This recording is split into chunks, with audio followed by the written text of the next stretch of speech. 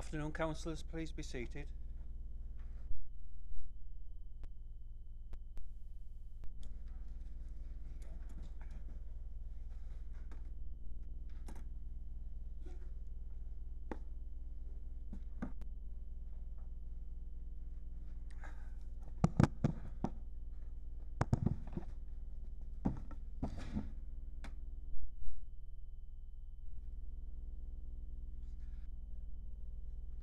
Welcome to the Borough Council, Redcar and Cleveland for Thursday, the 30th of March 2023. Can I ask that you switch your mobile phones off or place them on silence, please? Please could I remind members that we are now in the pre-election period, or PERDA as it is known. Obviously, we are able to continue with normal business during this time, but as you will know, there is a restriction on council resources being used for political purposes, and therefore, could I ask you to bear this in mind during the meeting and avoid straying into matters that might be construed as election hearing. Our first agenda item is apologies for absence, and I have received apologies from Councillor Gray, Griffiths, Lockwood, Seaholmes, Waterfield and Watts. Do we have any other apologies? Alistair, please. Thank you, Councillor Brown. Thank you, Councillor King. Okay. Item 2 is to receive declarations of interest. The declarations in interest forms should be on your desk. If you have any declarations to make, please will you place them on the forms. Item 3 is to confirm the accuracy of the minutes of the meeting held on the 16th of February the 16th of February and the 23rd of February and the 9th of March 2023. Can someone move? We'll deal with the 16th of February. Councillor Smith. Just a correction on on the minutes. It says 59.03 on my supplementary question. I actually said that the planning permission had been applied for the artwork sign, and it wasn't actually approved till the 2nd of March when it came to the regulatory committee. So that's just slightly incorrect. Can I just confirm which 59.003. Yeah, and which date was that, Councillor Smith? Sorry? What date was... The 16th of February. Okay, meeting, yeah. Thank you. Yeah. The actual didn't go to the planning committee till the 2nd of March. Okay, we'll have those amended then. Thank you. Right, thank you. So can we deal with the 16th of February? Can someone move them and second them, please? Second that, Mr. Mayor. Who moved them? Councillor Smith. Okay, thank you. The 23rd of February. Can we have some? Thank you, Councillor Kay. Seconder.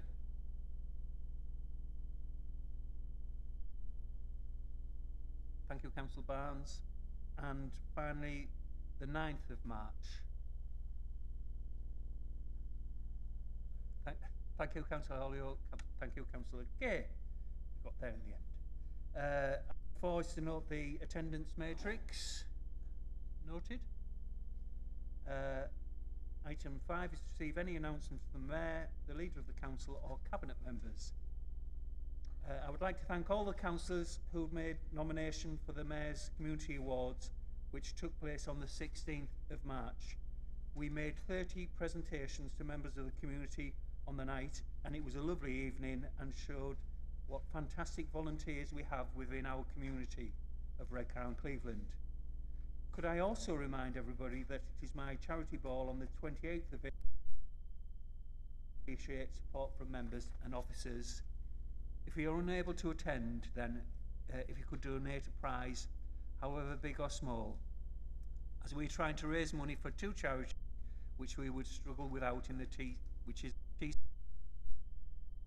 air ambulance. So it is important to provide funds to keep them going. Do we have any announcements from the leader? Thank you, Mr. Mayor. Members, I'm sure that everybody was absolutely delighted that we got some extra money for levelling up, plus the extra 20 million. We're one of 20 councils across the United Kingdom that got that.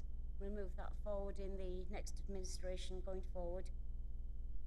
Community heroes, as the Mayor has just said, from across the borough were honoured in the annual Mayor's Community Achievement Award. I understand or groups were nominated by our members, and each one of them were an absolute terrific example for the communities. On the same theme, inspiring women from across Redcar and Cleveland were once again honoured at the ceremony. It was the seventh annual one, Inspiring Women's Awards, and it was actually amazing and heart-warming stories from across the area. Teresa Cave actually was named the winner of the overall Mulholland Award, and that was absolutely excellent.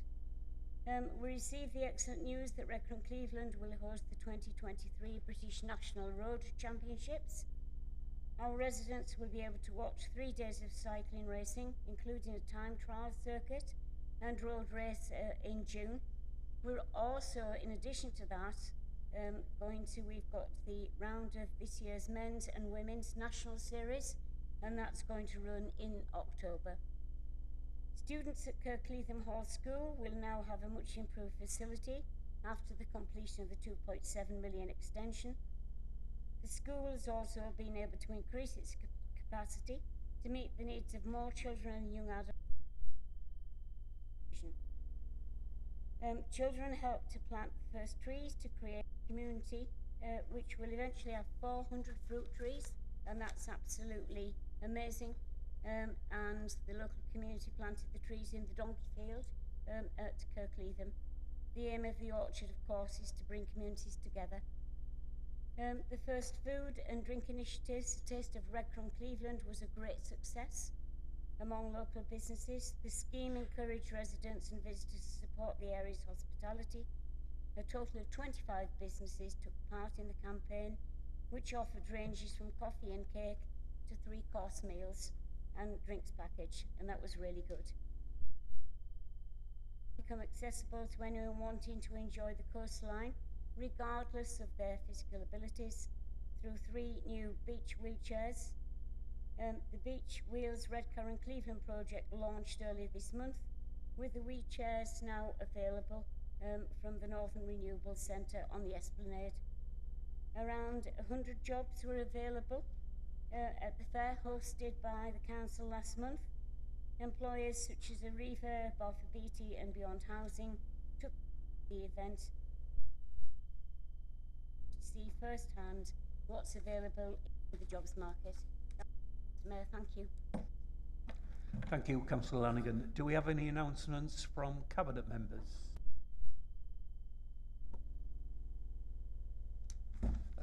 Thank you, Mr. Mayor. I'd just like to elaborate a little bit on what the leaders just mentioned. I'd like to take the opportunity for the recent developments of funding success. Our first development team for their excellent submission and professional work for what has now become 2 successful levelling up bids.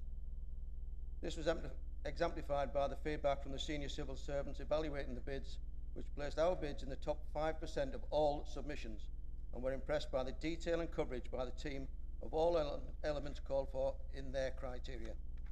We should all be grateful for the work our officers do on our behalf and those of our residents. We've submitted our MOU, Memorandum of Understanding, and accruals letter for the Gisborough LUF to the department, and this means we've hit the imposed timeline. We should get a date through our inception meeting thereafter. I expect it will be April or May. We're working on things behind the scenes, shop grants, schemes, procurement processes, etc. So we're not sitting waiting. Things are still moving forward. We're just waiting for the undertakings and commitments from government.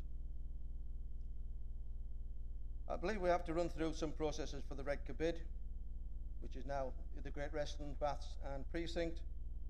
Subsidiary control, form population, submissions, then the MOU, and then the inception meeting. This could take 1 to 3 months depending on the department for levelling up. In terms of the LUP, I have no details as yet apart from the following broad understanding. The 20 areas involved, of which we are one, its capital and revenue will be available. No minimum or maximum cap.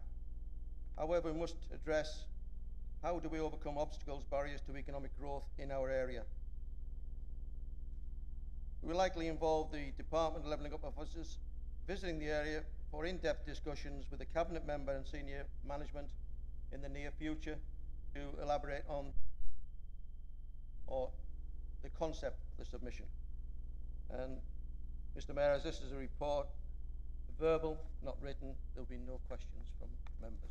Thank you. Thank you, Councillor Gallagher. Any other Cabinet member wish to make any announcements?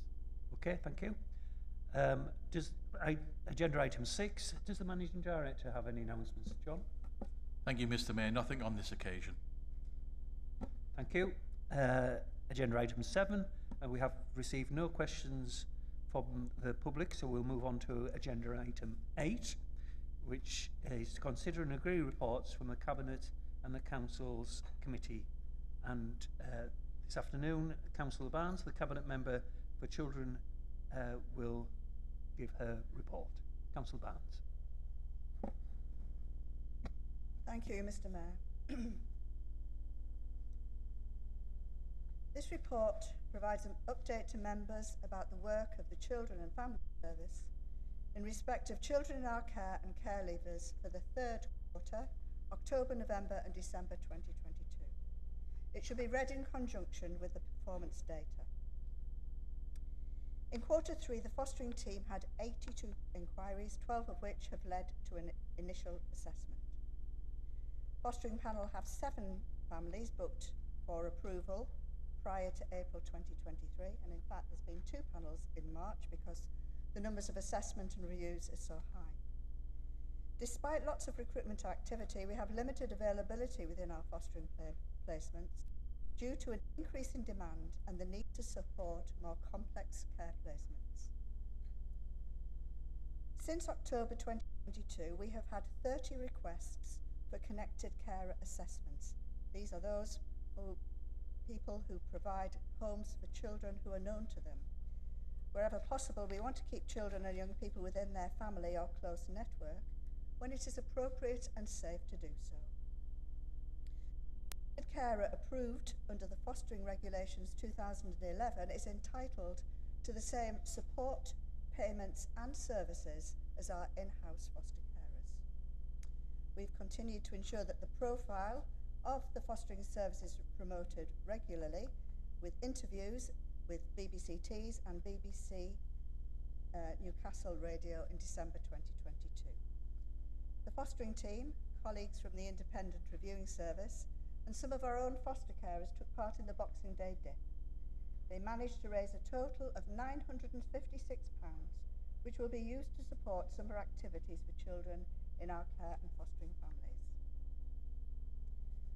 Our hub home carer for Manchester decided that she could no longer continue the role. However, the constellation has remained intact and they continue to support each other with the deputy home hub carer taking over the main role. I've got confirmation that this will start on the 1st of May. During the quarter, the asylum seeking through care team have provided services to 15 unaccompanied asylum-seeking children and 46 care leavers. There are 3 unaccompanied young people and 33 care leavers who have their right to remain confirmed. Several unaccompanied young people have appeals outstanding where their asylum claims have been refused. During this quarter, 5 unaccompanied young people from Afghanistan have come to the Borough through the National Transfer Scheme, and we are concentrating on their health needs and supporting with educational provision and immigration status. The Nationality and Borders Act received royal assent on the 28th of April 2022. There will now be a designated person assigned to conduct age assessments, and a National Age Assessment Board is to be established and will have a number of functions, including expediting age dispute cases.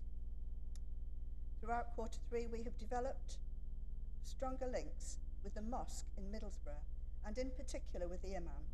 He has used his influence to reach out to the community, and as a result, our unaccompanied young people and asylum-seeking care leavers have become better integrated within the local Muslim community, and there are even plans for them to start a cricket team. There are 11 of our asylum-seeking care leavers who are not in education, employment or training, and this has been broken down in the report. Within Q3, there were 123 care leavers accessing support by the Target Leaving Care team. In addition, the team provide a service to 36 children in our care who are 17 years old, which is designed to support transition into adulthood. And we're pleased to note that we are in touch with 98% of our care leavers. We continue to work closely with the commissioning service around suitable accommodation for care leavers. However, there is limited availability of affordable single occupation properties. Nevertheless, 110 out of 123 of our care leavers are in suitable accommodation. The 13 who are not is in the report. As at the 31st of December 2022, there were 62 care leavers accessing a service through Target who are in education, employment or training. This is an 11% reduction from the same time last year, which is concerning. However, on a positive note, we have 7 care leavers attending university, with 5 others working with their personal advisors and EAT development officer to apply for university places in 2023, and that's the highest we've ever had. In addition, 2 care leavers who have completed apprenticeships have secured full-time employment. At the end of 21-22, school attendance in the virtual school stood at 91.6%. This has increased from 75.2% in 2018-19, which was the last school year unaffected by the pandemic, and shows the success of the virtual school strategies and bespoke intervention. The improved attendance has continued over Q3, and at the end of the autumn term stood at 91.3%. The number of pupils who are persistently absent, attendance less than 90%, decreased significantly in autumn 22 to 23 to 23.9% of the cohort, which is 58 out of 243 pupils, in comparison to the 29.5% in the previous academic year at the same point.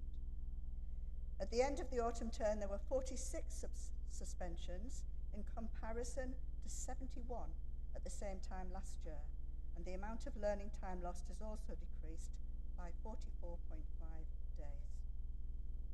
In Q3, a total of 98 young people were discussed at our vulnerable, missing, exploited and trafficked meeting. 80, which is 82%, were males and 18 were females. Within the 98 young people discussed, 42 were classed as being vulnerable to criminal exploitation.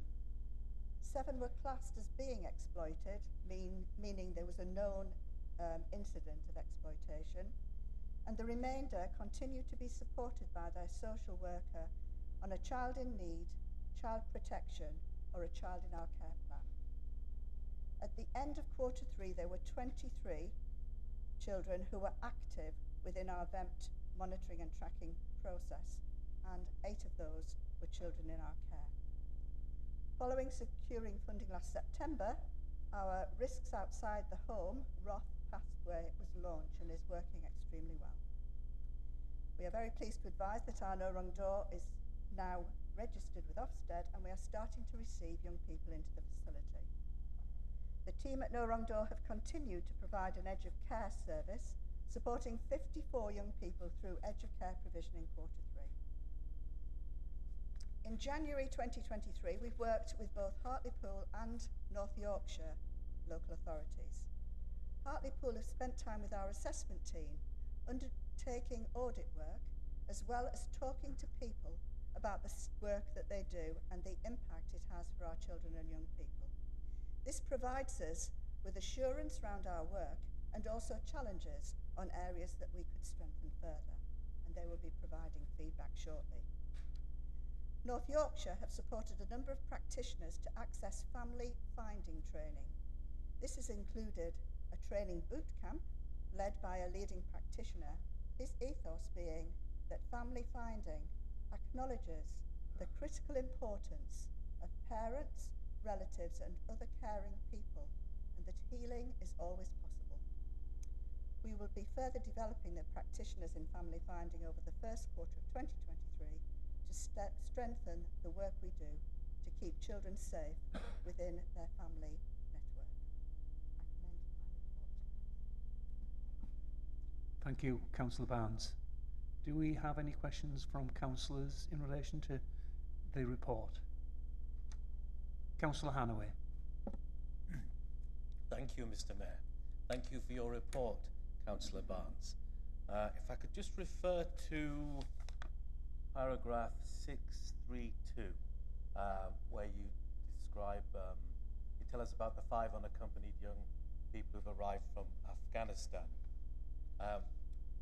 You will be aware, as we all are, of the stop the boats rhetoric there's been recently, as if somehow the problem was the little boats and not the human beings inside them. Could you confirm that our unaccompanied asylum-seeking children and young people don't arrive here in small boats? They do sometimes arrive in shipping containers or via the national transport system, and that we're required by statute to look after them if they're children, that we couldn't make a hostile environment if we wanted to because it would be against the law. Would you agree with me that this kind of rhetoric from politicians is potentially dangerous when it comes to the welfare of our unaccompanied asylum-seeking children? Also, secondly, could you tell us a bit more about the designated person who's going to determine the age of the young people, and whether this would be a government employee or would be contracted out to one of the large corporations that run our country so well? Thank you. Thank you, Councillor Hannaway. Councillor Barnes, before you answer, Councillor Hannaway, it was remiss of me to ask for a seconder. Could I have a seconder in relation to your report? Councillor King, thank you. Do we have any other questions for Councillor Barnes? Okay, Councillor Barnes, you can answer Councillor Hannaway's queries. Thank you. Thank you. I'm sorry, I didn't catch the absolute last bit, not about the designated person, about the first bit. What were you actually asking me? Confirm that the rhetoric of small boats has nothing to do with how, our young asylum seekers arrive here, and that rhetoric is creating serious misapprehensions about where they've come from, which could endanger them. Yes, I can confirm that.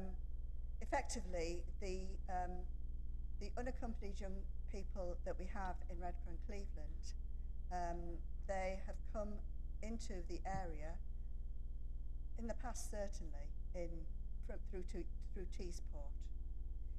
At one stage, as you all know, we had very high numbers here, which was why we actually weren't eligible to get children through the or asylum seekers through the national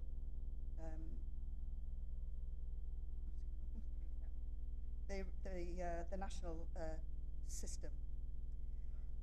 Thank you. The national transfer system. Thank you very much. I couldn't find it in my notes. We have not had any children through Teesport for some time now, so therefore the numbers of children in our care who are unaccompanied asylum seekers has actually gone down. We still look after them as care leavers, so they are still in the area. In terms of the young people we get from the transfer scheme, because the ones coming into Teesport have gone down, correspondingly theirs have gone up to meet our levels. Yes, we are required to look after these unaccompanied asylum-seeking children, and the rhetoric in comparison to small boats does not have an effect on us whatsoever. There is a perception, I believe, that the people coming over in small boats are universally are all from not from Afghanistan, but from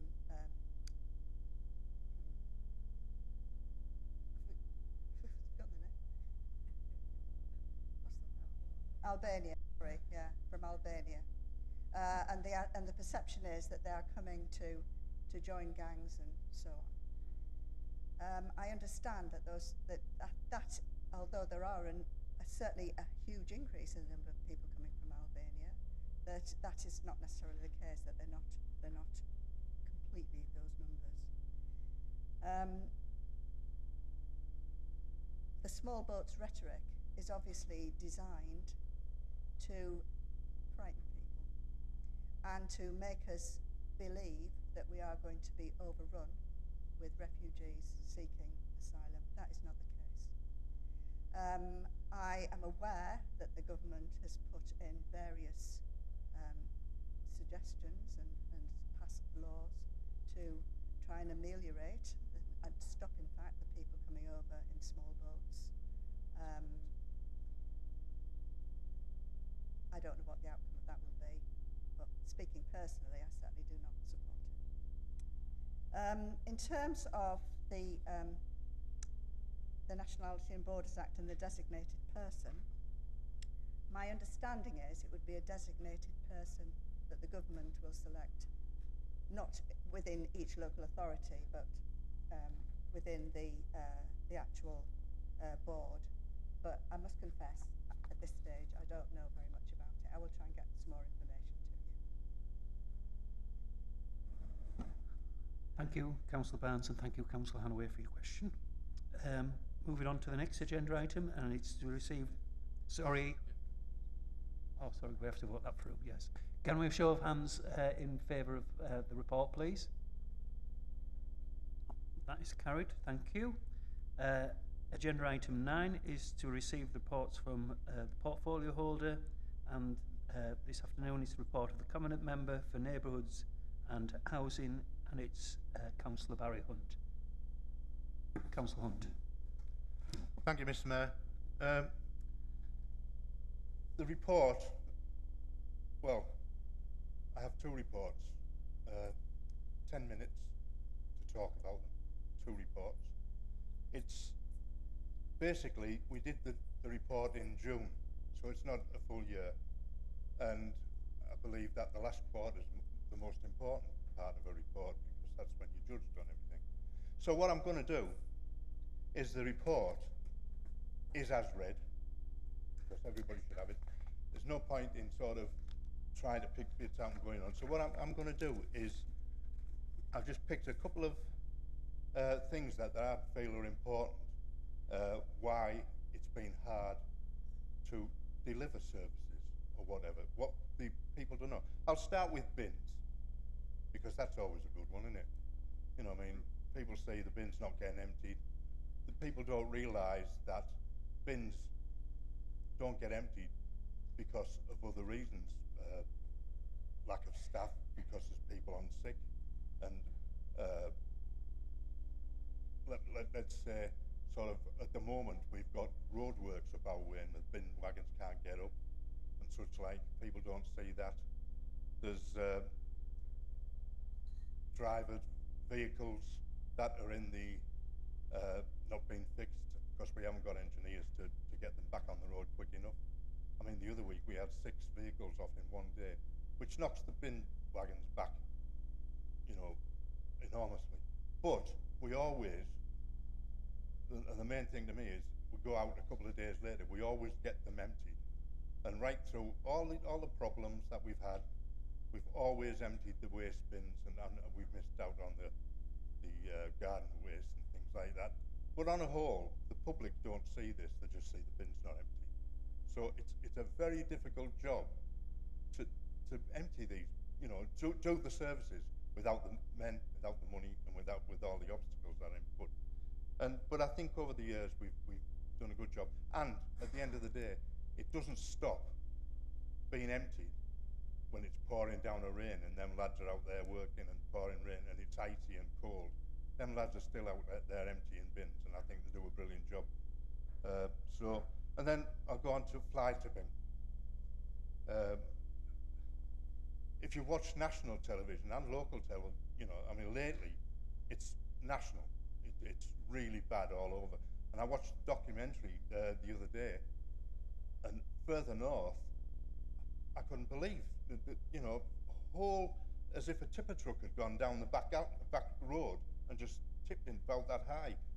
We aren't that, we've got a bad problem, but we're not that bad, because I believe that we do get out and get it in. We try to get them fined, we look through the bags.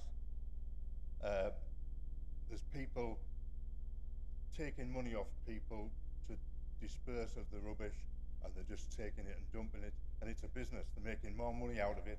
They're harder to catch, and one of the main things, and especially we find up in our ward, a lot of black bags are classed as, it's not all mattresses, fridges, black bags are a big problem. You get 8 or 10 black bags dumped. We have some places where you empty them away, next day there's another load there.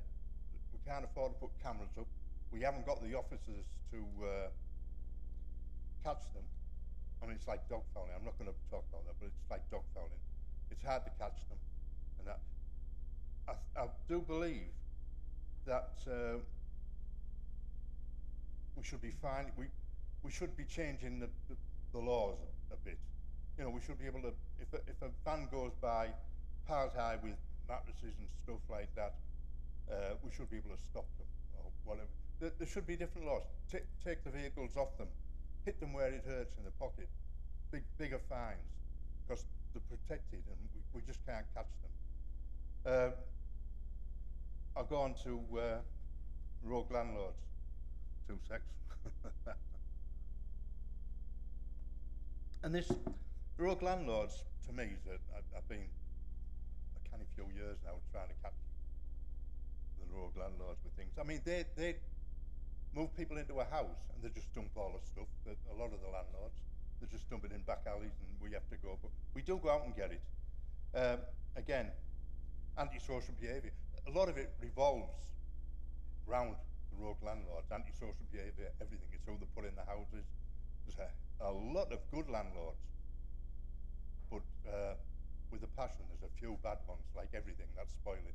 And we're still dealing with, and I can only talk about my own area, Carlin Howe.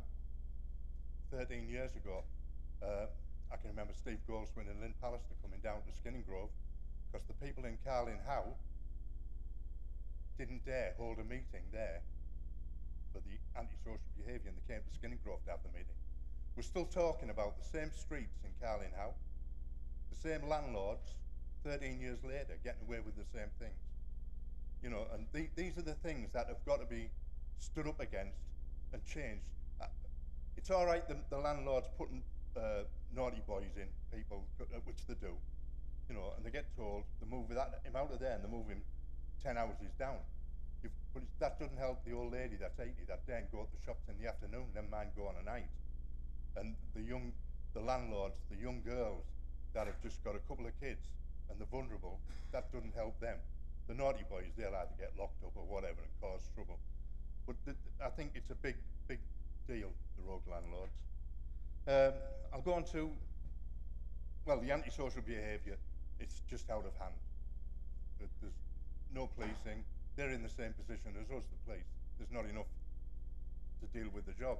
And you know, the amount of people that are carrying knives, the amount of deaths. I mean, God, I can remember, and I know I'm getting on, but I can remember if there was a murder in Newcastle, you worried about it. Now, it's on your own doorstep every week. So all these things, I believe, the councils had to deal with, and it's not our fault. You know, and I'll go on to the rough sleeping now, because that's a big thing in mine. There's not a lot of rough sleepers. You know, I mean, homeless is homeless. I think we've had 6, I believe it was, what people don't see with that as well is we do go out and help them. They don't see that. We put them in places and they smash them up. The public don't see that. You know, we have that. Also, a lot of them are from out the area and come here because they've exhausted where they are. And I don't like to see anybody sleeping rough. And I've been a campaigner for that for a long time. You know, and it's the same with the homeless. Homeless can be anybody from sleeping on a settee. That doesn't mean to say they have to sleep rough.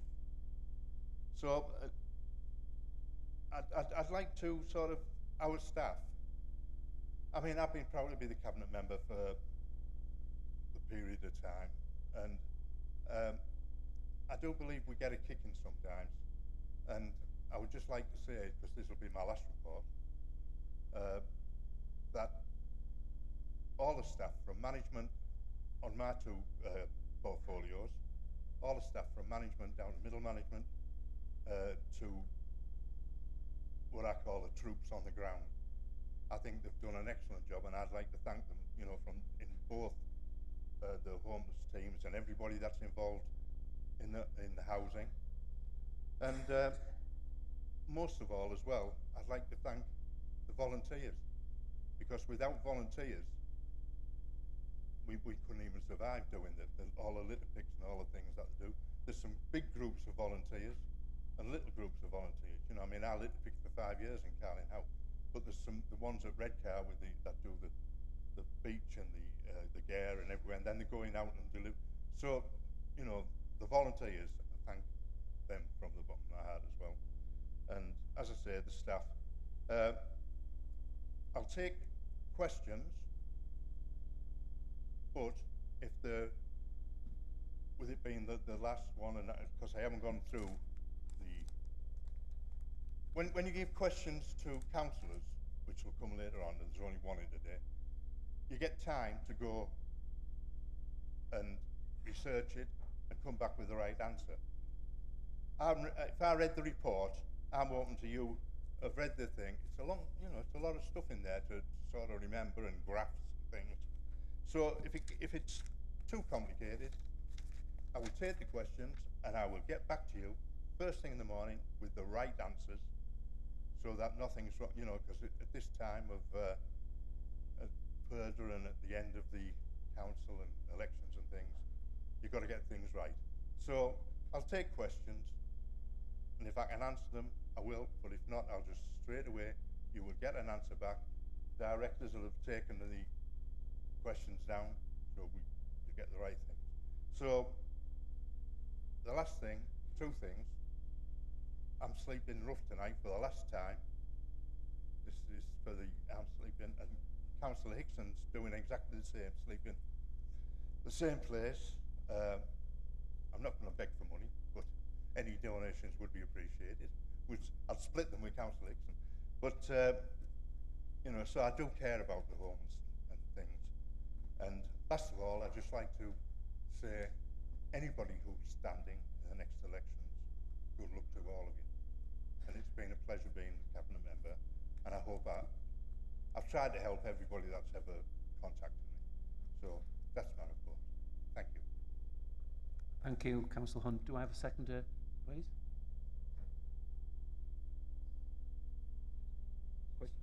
Okay.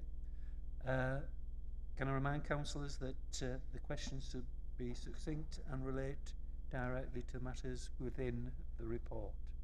Our first councillor is Councillor Sue Jeffrey. Yeah, thanks, Mr. Mayor, and thanks, Councillor Hunt, for your report. And can I just add my thanks to yours, to all the people who have done the work, particularly in my ward, over the last 4 years.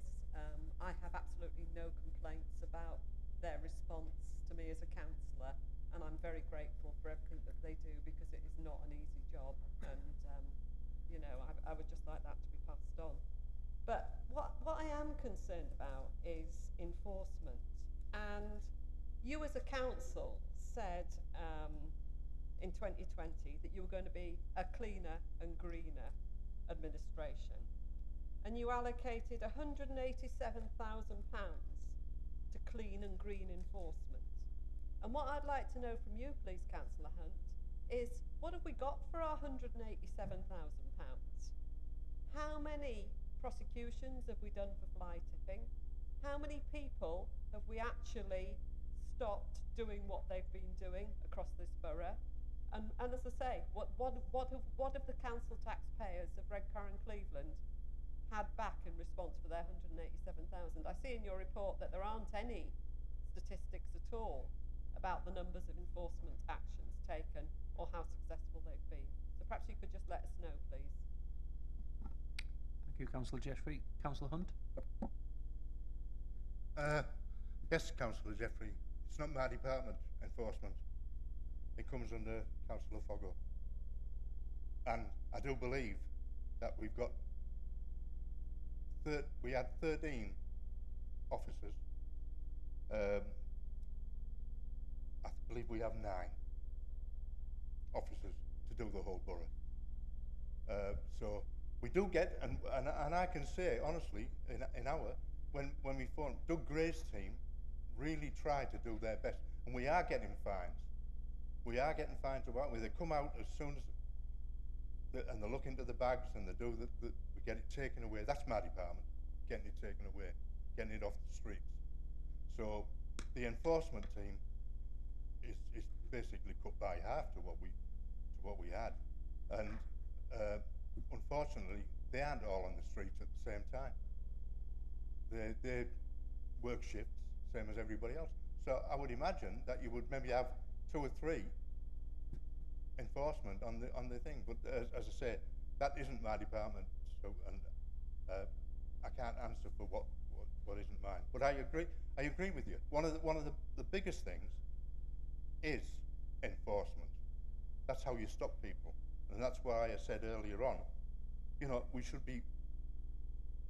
The lady, say the old lady pays a bloke to take the stuff away. They look into the bags and they find a letter. They find the old lady £400. The guy who's dumped it away, he's had his money off the old lady. She's getting, and that's. But we are getting fines. Not as many as I would like to see, but without the people, without the monies to do the job, we're in that state.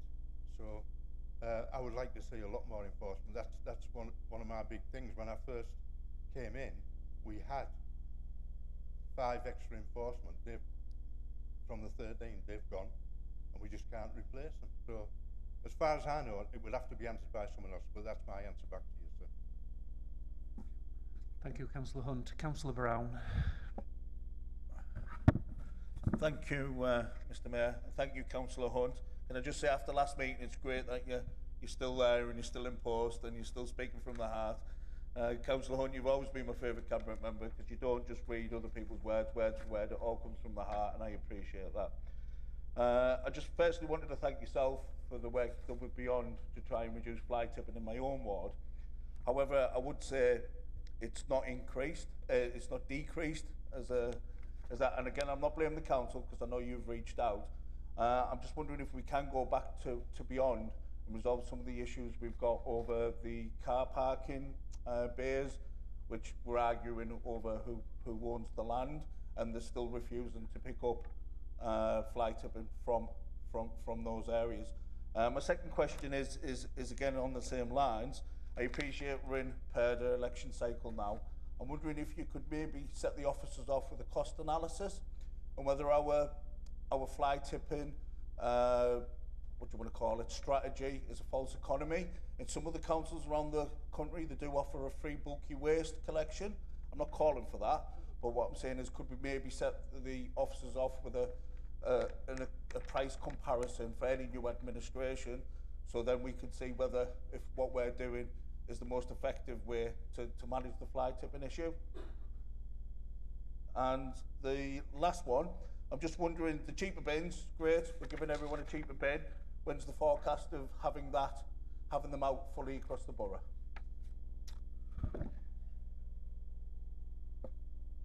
Councillor Hunt? Yep. Thank you, Councillor Brown. Thank you for your kind words.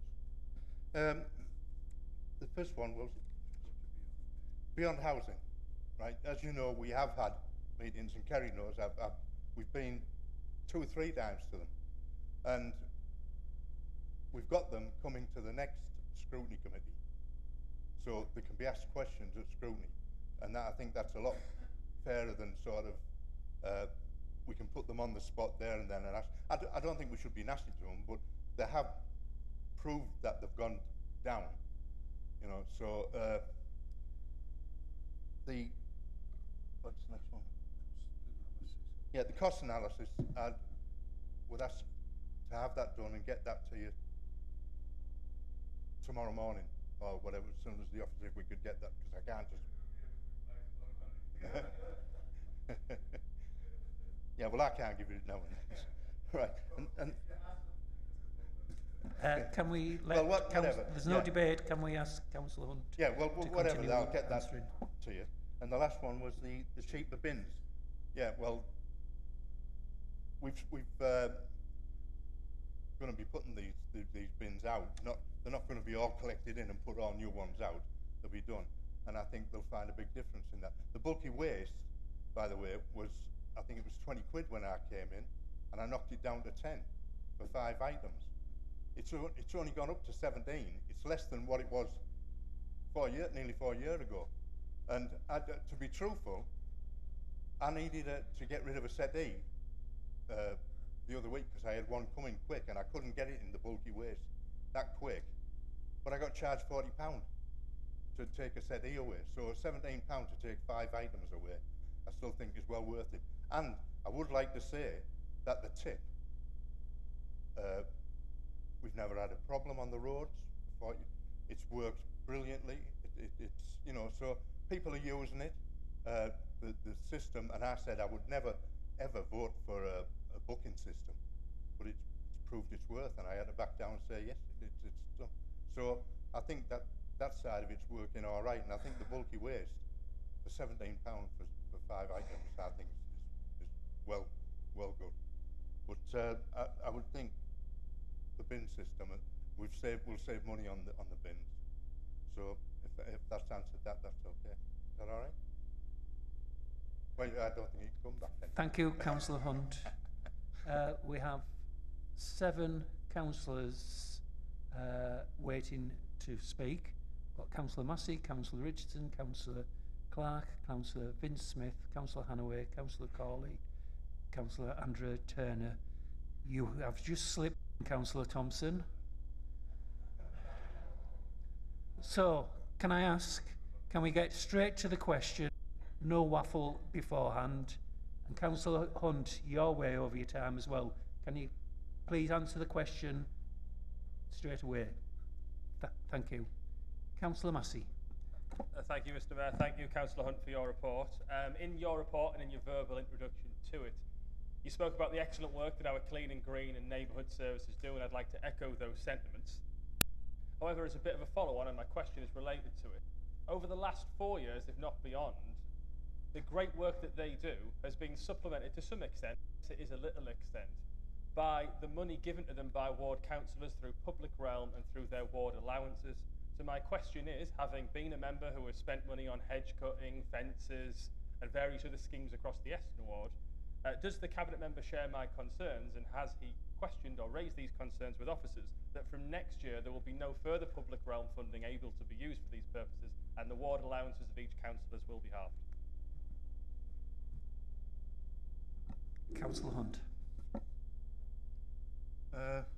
Right, I'm not quite sure at the end. Is it about the ward allowances? Are you making the point about the ward allowances, or are you making the concerns about the you're donating that allowance? You want us to do the? I'm not quite sure how that. Am I thick to think that? I don't know.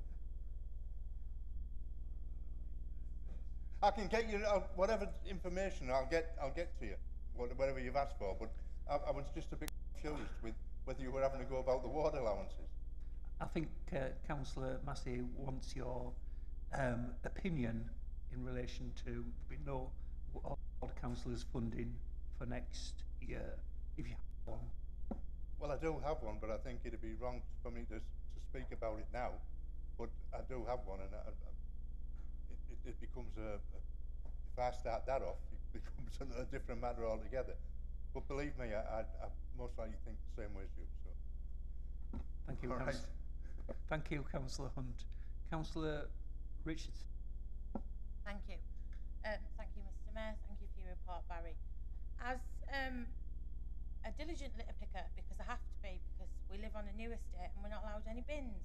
It's just been the 8.5 years, and we've just been let know that if the defects are actually fixed, we've got to wait at least a 1-year warranty period. I asked you yourself a 1.5 years ago to step in and help us with some bins that Keepmoor offered to pay for. So I wondered in your last month if you wouldn't mind arranging for them, because we're a housing estate of 300 odd houses and we don't have one public bin. Thank you. Councillor Hunt. Sorry, and when you asked me that time ago, was nothing done then, you're saying? Well, you know, everything I do, well, I thought you might have come back within straight away and said not wait a year to tell. I will certainly take that away and find out the information about that with the bins, because it doesn't seem right, does it? So I don't know the answer, but I will do. In my last month as cabinet member, I will do that. Thank you, Councillor Hunt. Councillor Bill Clark. Thank you, Mr. Mayor. Just to remind you, Barry, we've been to Gisborne Cemetery, and I've had a reply from Mr. Hoof as well about the boundary wall, which has subsided about 25 to 30 yards, and there's no funding available to get it restored at this moment in time. But a lot of the stone has fallen into the farmer's field. Do you think we could at least salvage the stone from the farmer's field and put it back into the cemetery grounds, preparing to get the wall fixed, please? Thank you. Councillor Hunt. That, I don't know about the permission with the farmers or whatever we have to do, but yes, I will see to do. Thank you, Councillor Hunt. Councillor Vince Smith. Right, thanks, Mr. Mayor. Yeah, thanks, Barry, for your report. Councillor Smith, just hold it a moment, please. There's a lot of chit-chatting going on, and I can't hear what Councillor Smith is saying, and it's important that I hear, and I'm sure it's very important that you all hear what Councillor Smith is saying. So can we just reduce the chatter, please? Councillor Smith, go ahead. Right, thanks, Mr. Mayor. Yeah, just glad that the work of volunteers is recognised, and they do so much benefit for the borough and things. And I was wanting to ask about the waste electrical bins. Is there a plan to sort of roll them out further across the borough? And I was pleased about the possible reduction in of spraying weeds and things like that, because it's been done recently around the Eston area and things. You can just see the yellow grass and things that looks horrible, and it would save the council money. It'd be better for biodiversity if we could reduce the amount we actually spray. Right, thank you. Councillor Hunt. Yes, and I believe that your group in Eston Cemetery have done a tremendous job. So thank you, for that. The electrical goods, I think we are extending that to I mean, that's been quite successful, really, but it should be more, because we've had a couple of big wagons on fire, more than a couple, and that they have to empty all the produce out on the roads and everything, and it's all because of some battery or something. So it's very important that we do have these collections, and maybe more bins out elsewhere where you can put them in locally, So yes, we'll be looking into that. What was the last one? Yeah. What's the point of having beautiful lush grass and flowers and everything, and then a big yellow stain, like as if a dog's whittled around your thing, or around a tree and round? I know it's there to protect. It's there to protect the trimming and that and whatever, and killing the tree and whatever. But unfortunately, and it's worse, and especially, I'll take the brickyard for an example in Broughton. You can walk up the street and the weeds are up against the wall, because they're not. It's all to do with the power of the strength of the weed killer as well, what we're using. But I do believe that we are looking into that. That's a serious point. But it's a big thing of mine, that as well. I think it looks. What's the point of trying to keep things nice when it looks absolutely ridiculous? But it is done for a purpose. It was brought in maybe for a purpose. But I would like to see something different done. Thank you, Councillor Hunt. Councillor Hannaway. Thank you, Mr. Mayor. There'll be a lot of different kinds of creatures on the streets of Saltburn in coming weeks. Some of them campaigners and canvassers, but an increasing number of them, unfortunately, are rats. From what residents tell me, seems to be a larger rat population than there used to be. Is this something you're aware of? Do you think it's, if you are, is it something connected with the kind of waste problems you were talking about earlier? And can you send us the council Pied Piper, please? Councillor Hunt. I think we've got a Pied Piper, but he's not playing his flute. So there's only one. But the rat problem, and we all know, and there's more and more. I've never known as many. You know, down in Skinny Grove, we used to have a problem with them in the rocks. And once upon a time, they used to smoke them out. They're coming off the fields at certain times. It happens every year, but there seems to be a bigger population of them. They breed very quickly, don't they? I mean, I think 9 weeks or so. It's 9 weeks and they're breeding again, and they're just hammering them out. And there's more. But it is right that they look for food at certain times. It's a thing. We only have one person, and actually we don't get that many jobs or whatever for it beyond housing looked after their problem. It's down to a lot of their own landlords to look after their own places and that. But I do concede that there's a bigger rat problem than there should be, and whatever we can do, we'll have to look for solutions. But that's another thing. It's what do? There's plenty of people out there that are doing a business rat. I think we charge 80 quid, and I think 40 something's what other people charge. You know, there is. So what we wanted to do was, instead of saying, right, we'll send a bloke here because they can't afford it, put a list of people that you can contact that are doing. There's plenty out there to do it that affordable. So, but it certainly is a bad problem, and there's not. You know, what I mean, I hate them. I'd be on the chair. If one coming here, I'd be on the chair. And I'd have to get Sandra to fight it now.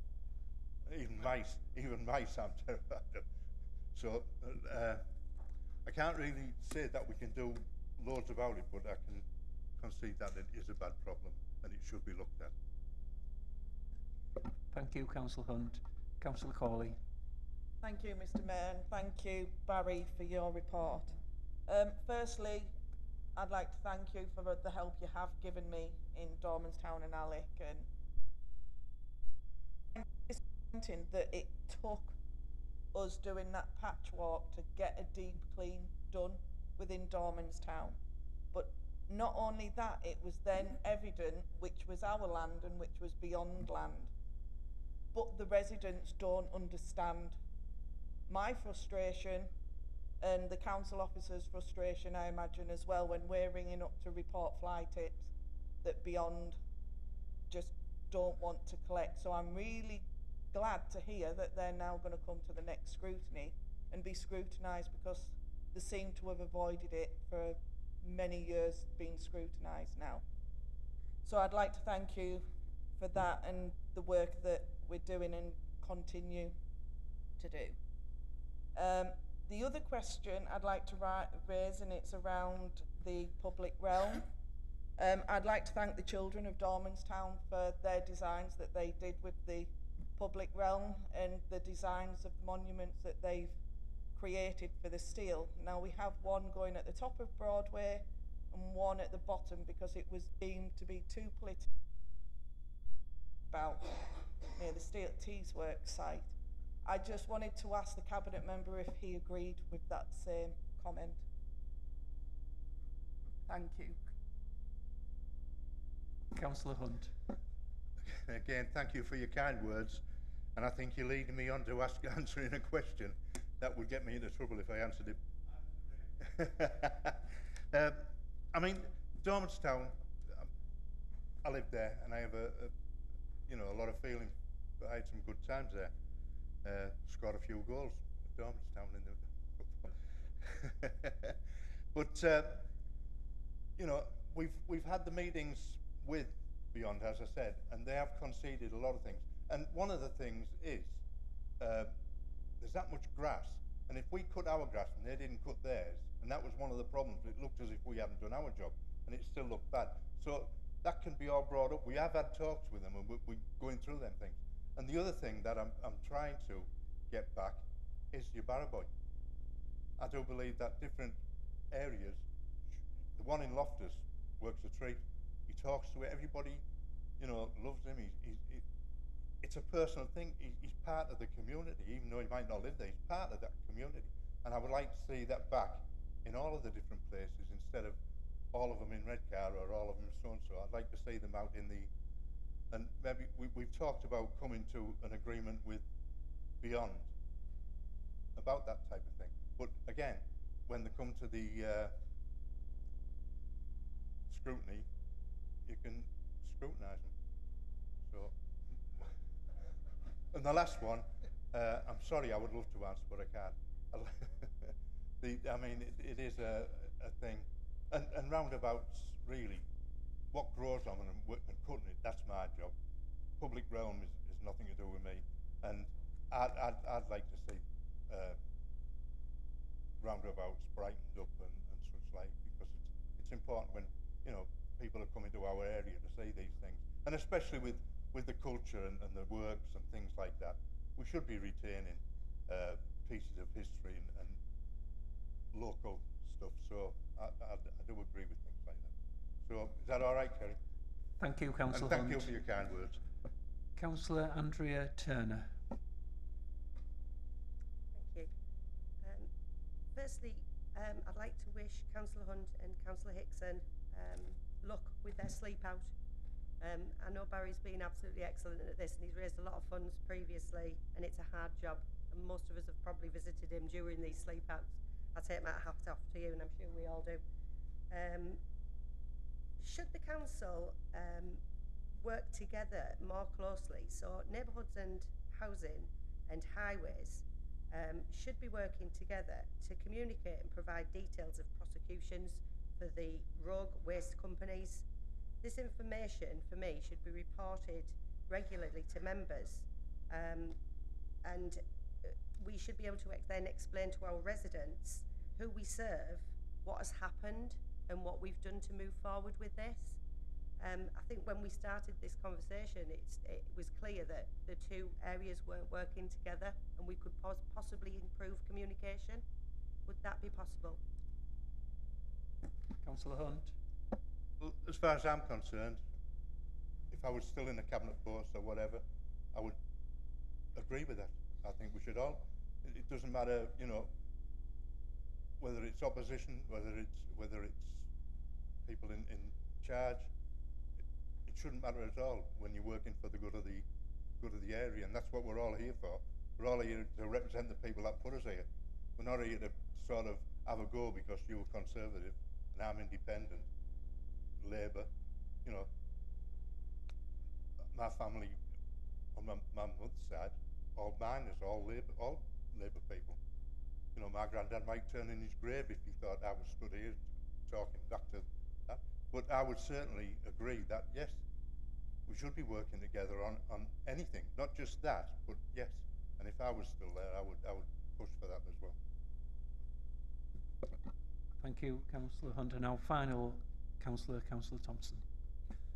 Thank you, Mr. Mayor, for your flexibility. Two questions.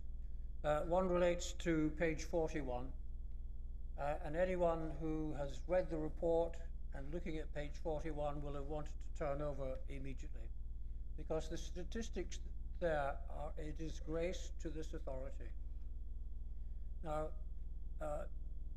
Councillor Hunt, your commitment and intentions are unquestionable, and the work that you've delivered since taking the portfolio is clearly admired.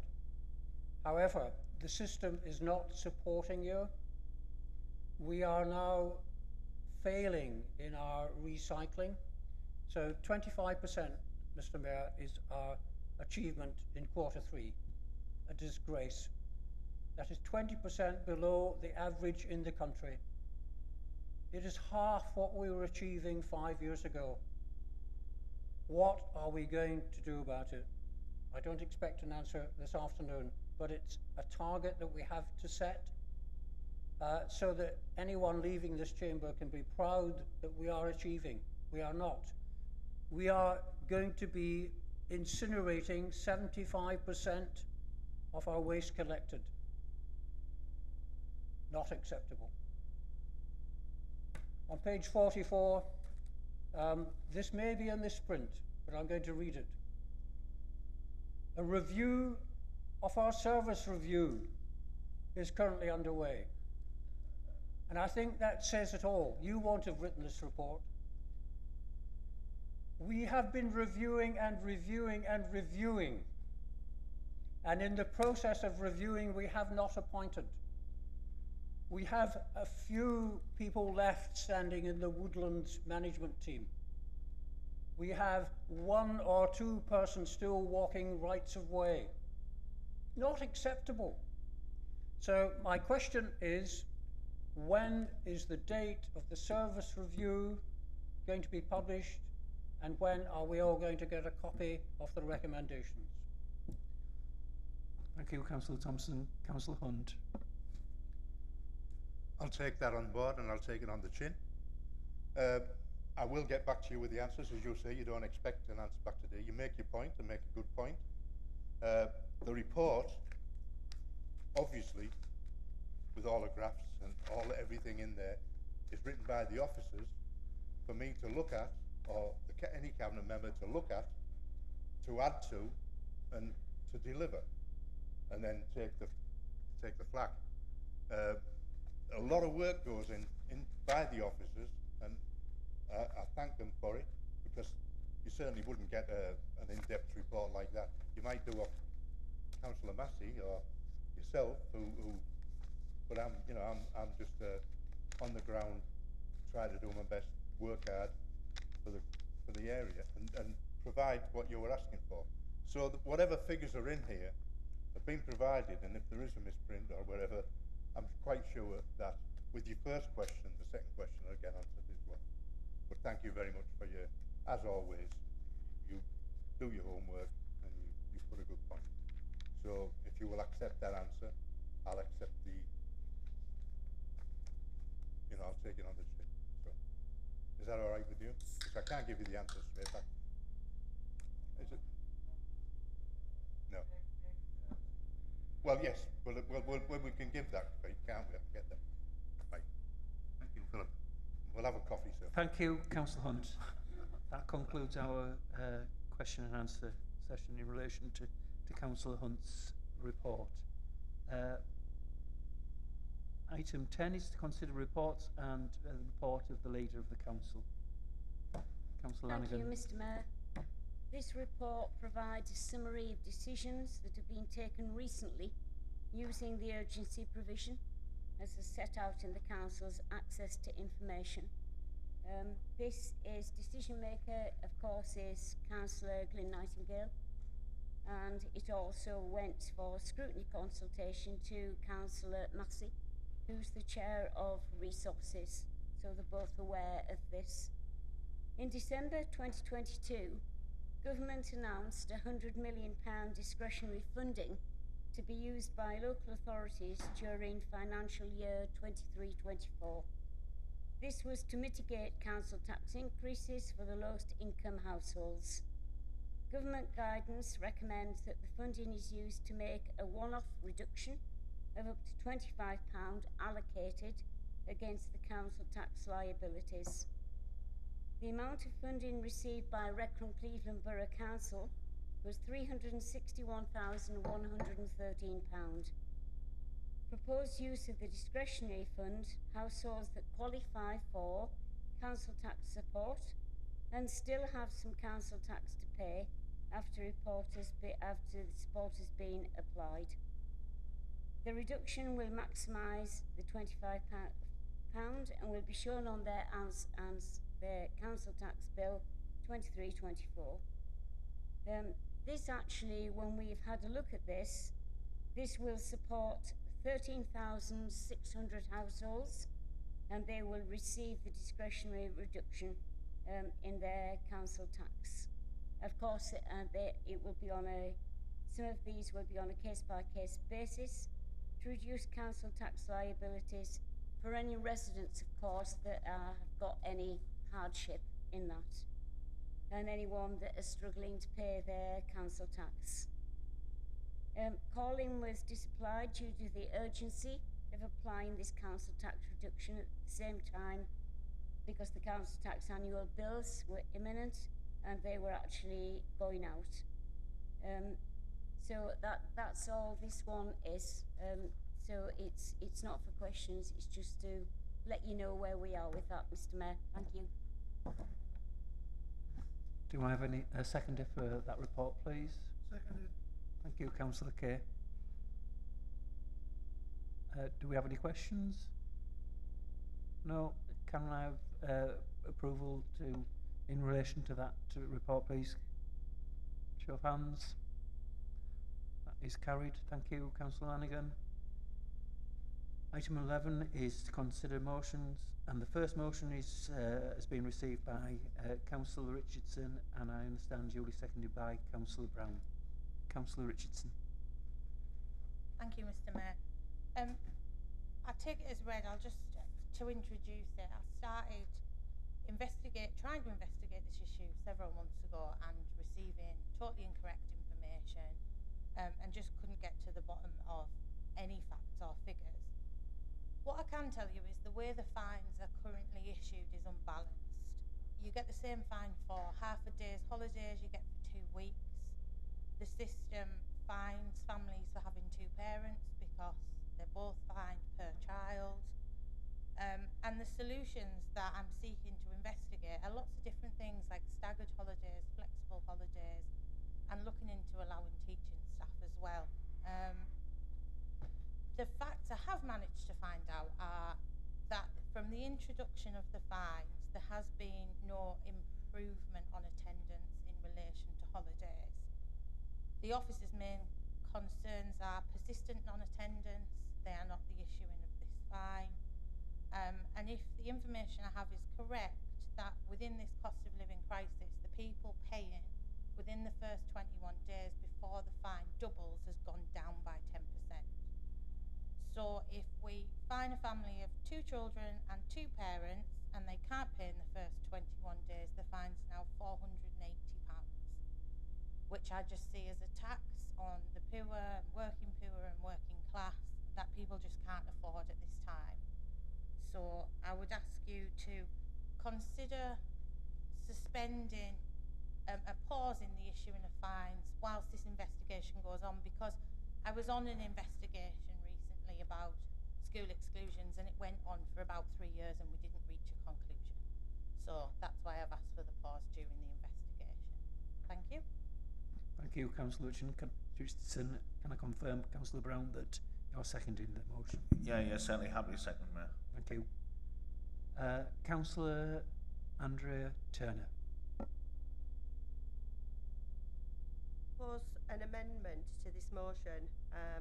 On A, I would like to change pause to review the criteria for issuing fines. And on B, I would like to change it to investigate whether issuing these fines is still in the public interest, or if other solutions can be found to allow pupils and their families to afford to take a holiday at a time that suits their needs and circumstances. Thank you, Councillor Turner. We'll just pause a moment whilst this amendment is circulated to councillors. And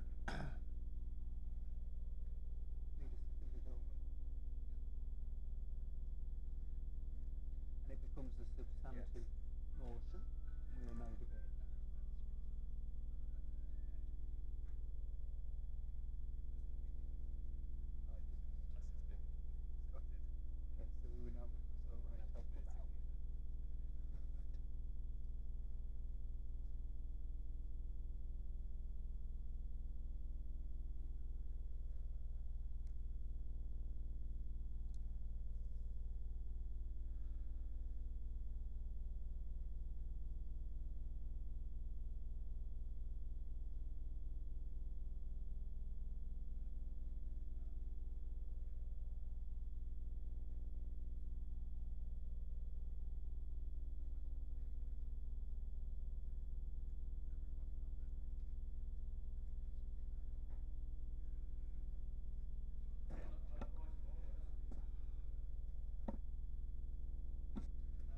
Wait a moment, Councillor Nightingale, while I bring everyone to order. Can we just quieten it down, please, so we can hear Councillor Nightingale's... It's a point of order, Mr. Point of Mayor. order. I just want some clarification. Is this amendment effectively delete the whole of the motion that's put forward and substitute this, or what?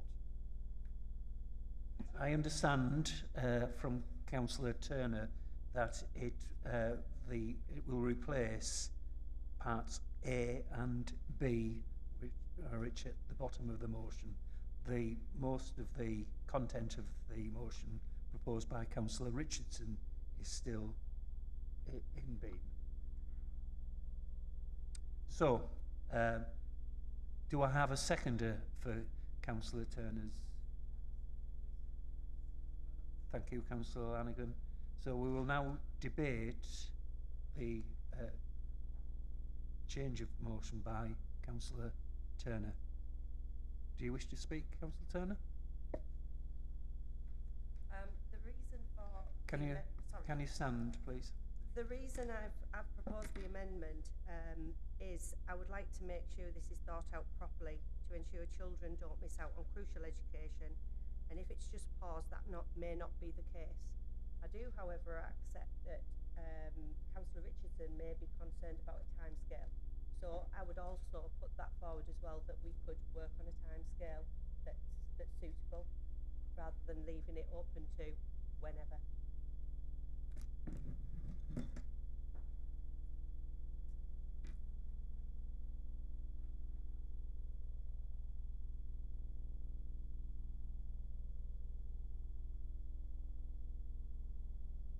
So you wish to, Councillor Turner, you wish to add another sentence to your motion. Well, if we're in agreement with that, if the council is in agreement, if not, then we will have to have an amendment of an amendment. So, what do you wish to add again, please? If the council is in agreement with that, could we also add the further amendment that it's within a reasonable timescale? We could say 3 months.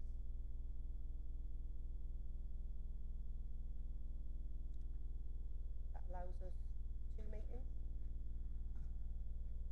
Steve, do you want to clarify the situation? Sounds fair. I'm confused. Right. So from advice, we'll keep that as in a separate amendment. Okay. So we will now debate.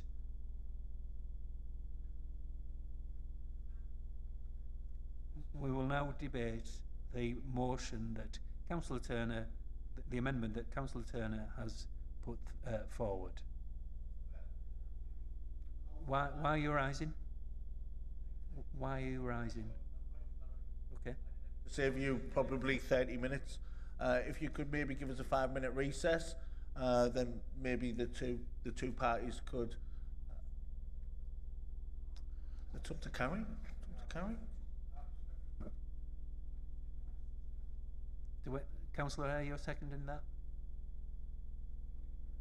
Do we agree? It may save us some time. Okay. Do we have agreement? Right, can we have a... right, all those in favour, please show your hand.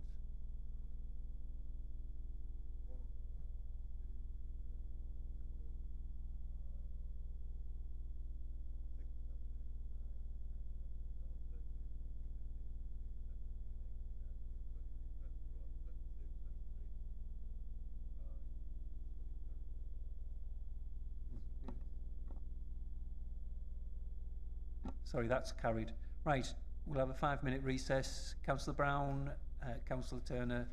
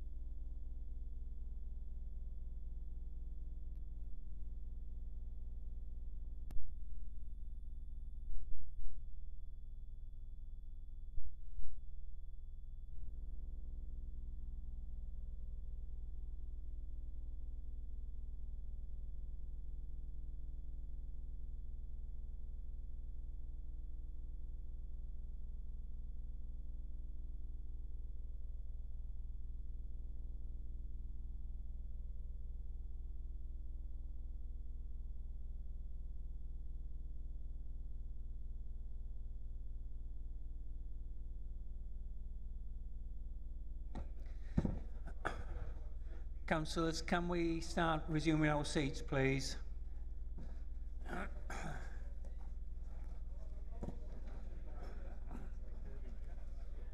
So,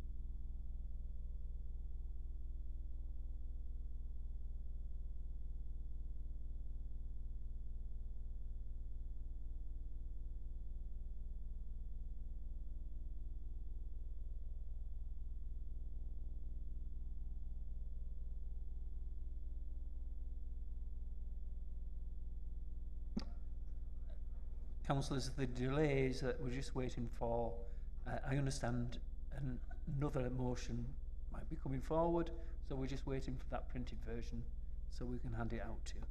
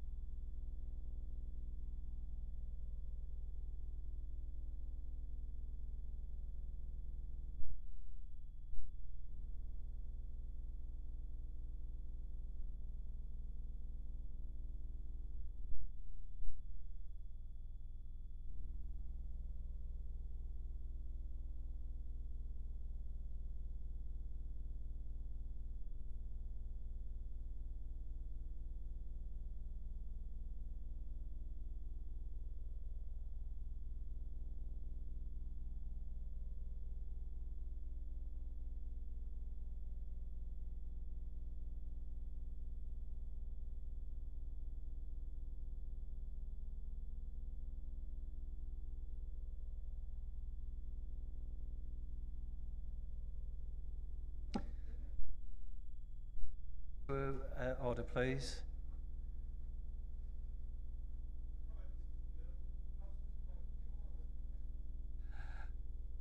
Councillor Turner, do you wish to speak to the council?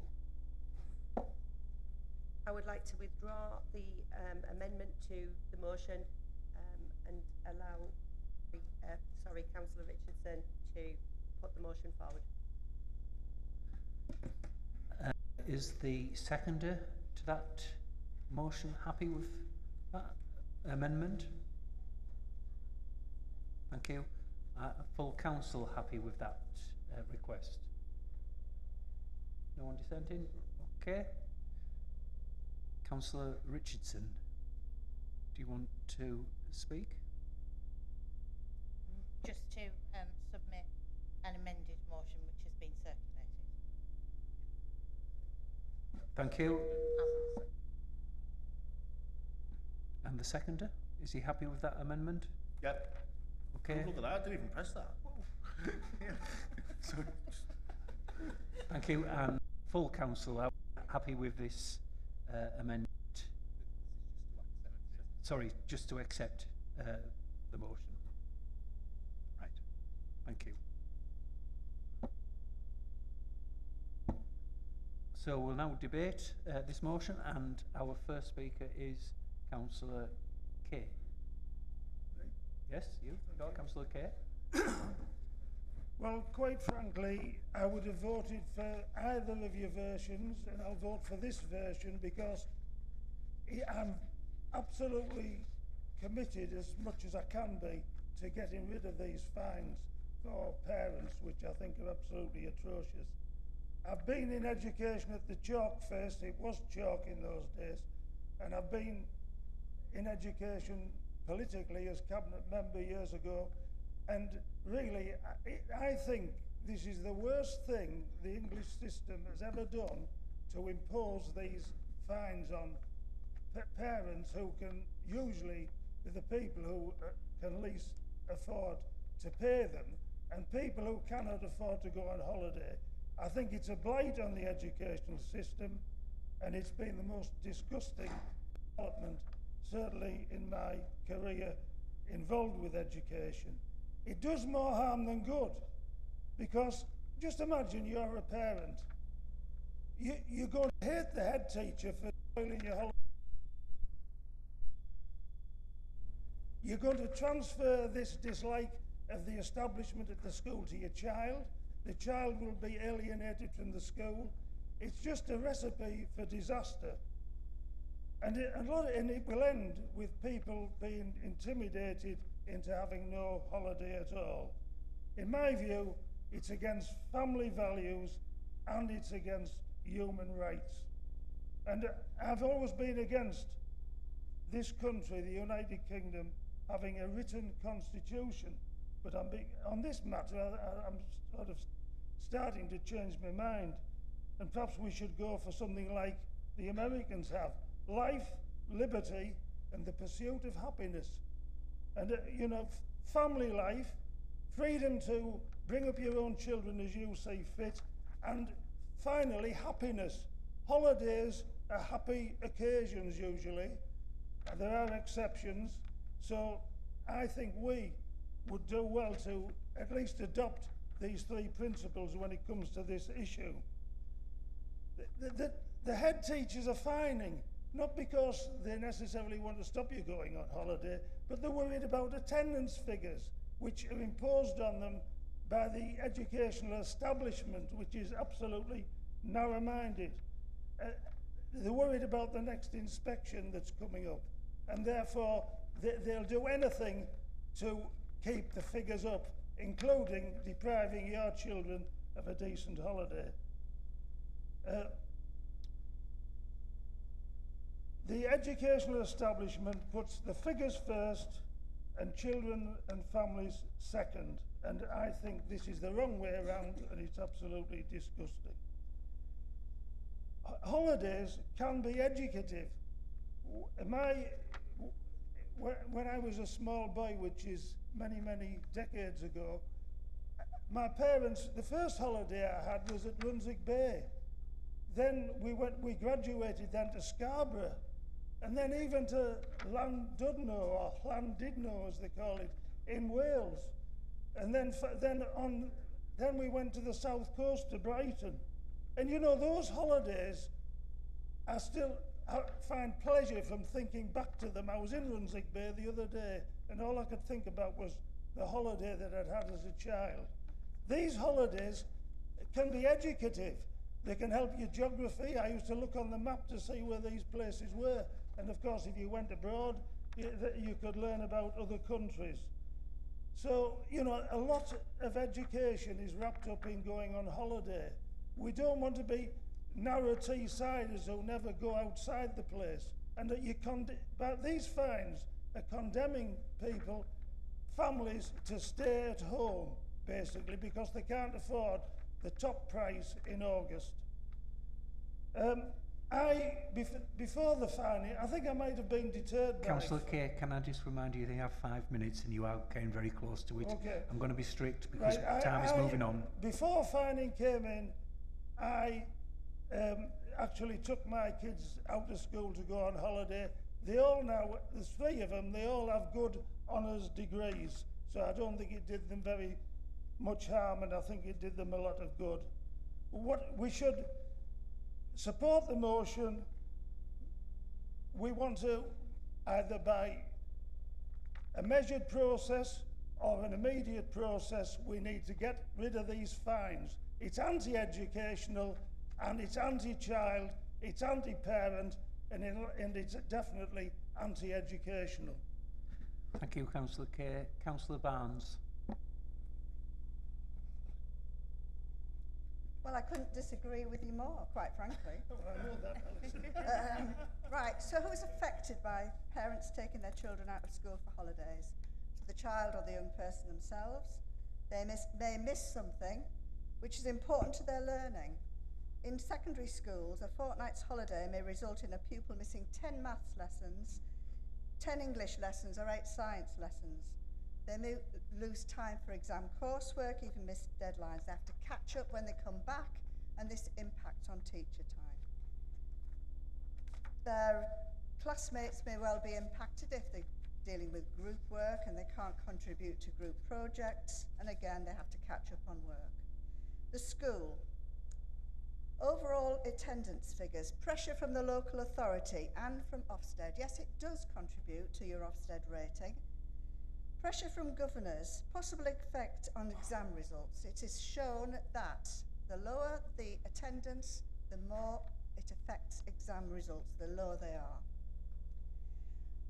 There was a study in Glasgow which said a school's performance in level 4 science had dropped 4% owing to two children having been on holiday just before assessment, and a further 2% of schools had failed to meet their English targets for the same reason.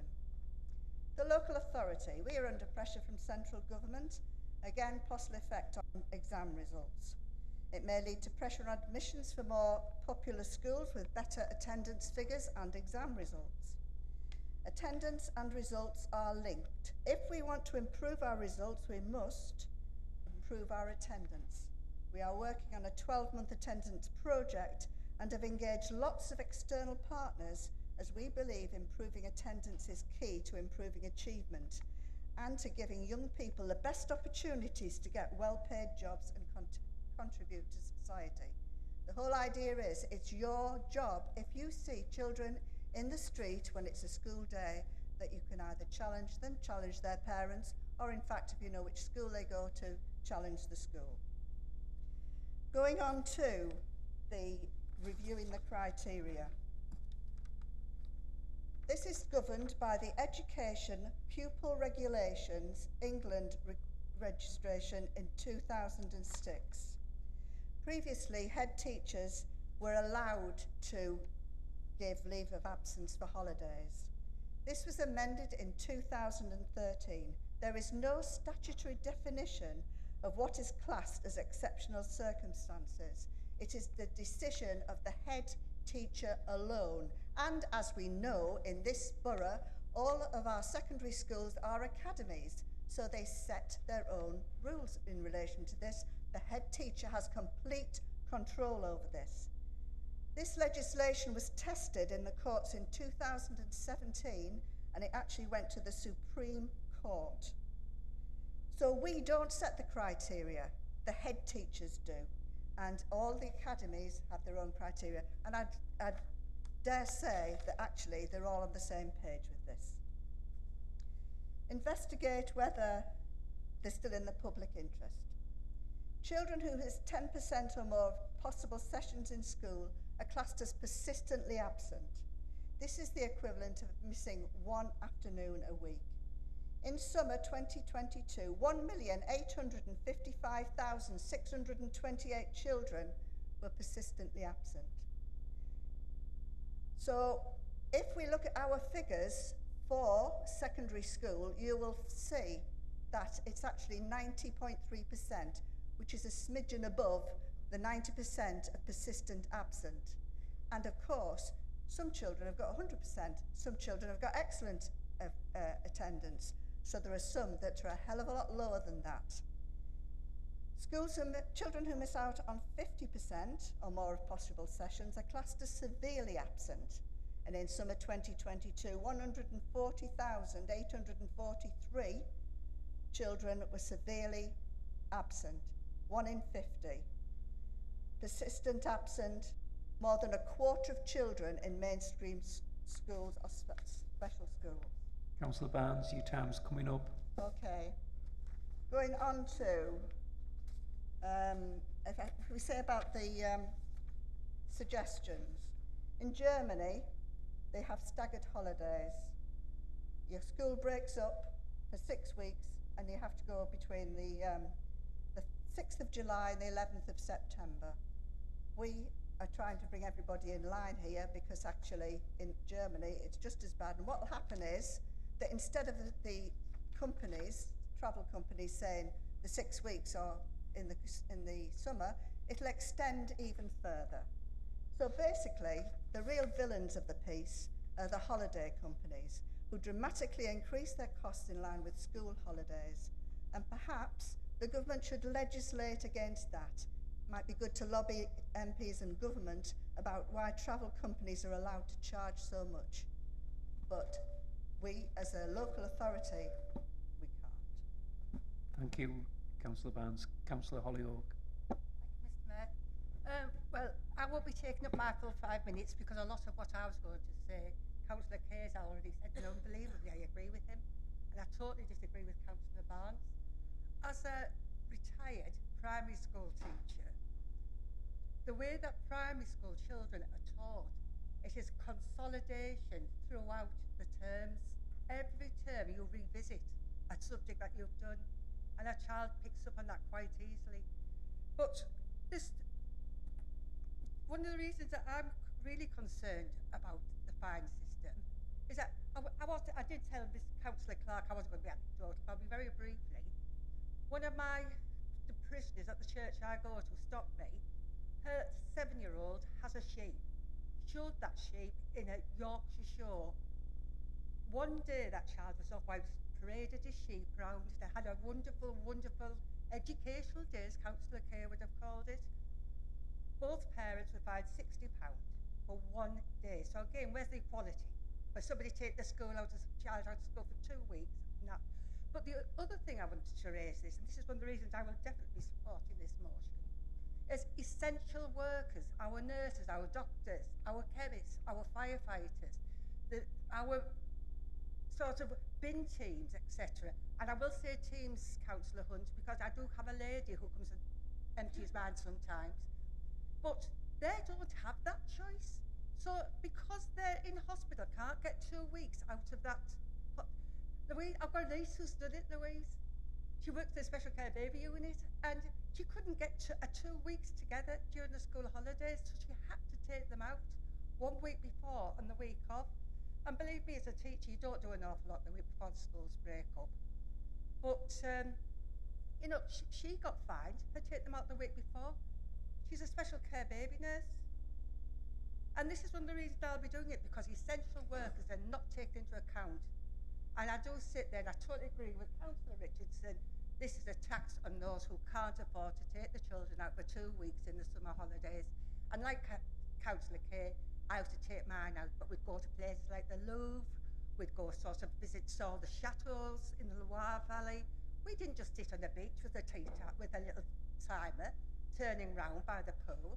We went out and did things with them, and we had wonderful time, and exactly what you've said, we were happy together as a family. Thank you, Mr. Mayor. Thank you, Councillor Hollyhoe. Councillor Hannaway. Thank you, Mr. Mayor. Obviously now we're talking about a review rather than a pause, and I think a review would be a very good idea in this area. The situation at the moment, as I understand it, is that the local authority will fine a parent if the head teacher asks us to. Now that appears to give the head the discretion, but such is the pressure from Ofsted, and we know the tragedy that Ofsted pressures led to recently, to get that attendance to 95%, that there is a pressure on the heads let's face it, to keep their jobs. And meanwhile, we should also consider the position of the child, because often the child doesn't get to decide when they're taken on holiday. And there's a minority that will feel a pressure to lie to the school as to the reason that they're absent. Thirdly, we don't want the children to miss any work, but there are family circumstances where a short break can be good for mental health. I'd also like to see a study that comes the other way from the one Councillor Barnes told us about, which showed that lower attendance leads to lower results. Now obviously that's a pretty obvious truth, but I'd like to see a study that comes in the other way and tries to explain why higher attendance hasn't led to better results. Because I think that's a really important question. So I think a review is a good idea. I think the fourth reason really is simply that the system doesn't work. It doesn't actually prevent parents from going on holiday, so it just appears very punitive. And I think especially if the review allowed schools to explore different solutions, but there are quite extensive online forms of catching up these days. Obviously we have Hecate maths and things like that were much used during the pandemic, and I hear that the scary new AI systems that we hear so much about are already being used in schools. So surely it should be possible to use them in this area. So I think yeah, review is a good idea. Thank you, Councillor Hannaway. Councillor Sue Jeffrey. Thank you very much, Mr. Mayor. First of all, I want to thank Councillor Richardson for bringing forward this motion. I think it's timely and very helpful, and I think it might just remind some of us who might have forgotten what it costs to bring up a child and how difficult it is sometimes to take them away on holiday. And you know, I think that's something that many families in our communities struggle with all the time. In fact, I spoke to a couple of mums this morning about just that matter, and they said exactly that, how difficult it is to get their kids away on holiday. And whilst I understand entirely the need for children to be at school to learn, I also believe that children can learn outside of school. They may not be learning the curriculum as it is set, you know, our national curriculum, but what they do learn from their experience is lots of stuff about how to learn better and experience and be good people and the wider world. And I think those sorts of things are missed in our curriculum at school at the moment. I don't think there's any doubt about that at all. There aren't enough opportunities for our children to actually move away from that straitjacket of learning and do that more creative, understanding stuff. I mean, we all, well, I certainly did, went on the occasional school trip. We went out and about on days out. We did all that sort of stuff. None of that happens anymore in the same way in schools. And lots of mums and dads can't afford to send their kids on the skiing trip or the trip to France or whatever, even if it is offered by the school. And I think what we need to think about here is if that facility is being offered by the school, then what's wrong with it being offered by the mum or the dad in a way that they can actually afford to do it in the family unit? So I think we have a responsibility here to look again at this system. Councillor Barnes virtually did the review. or one side of the review, without us even sitting down around a table and starting to think about it or talk to any experts. And I'm not suggesting that she isn't an expert, because I'm sure she is, but I'm sure there's lots of other voices out there that we could be hearing as well, and that's what this is asking for, a review. And you know, we do have discretion as a local authority. The head teachers might set the criteria by which they choose to fine their parents, but they pass that then to us, and we decide whether or not to levy that fine. And I think if we set that tone slightly differently, then perhaps not so many fines would be levied. More families would be able to take holidays, and the relationship between children, families, and schools, which is so important for good learning, may well improve.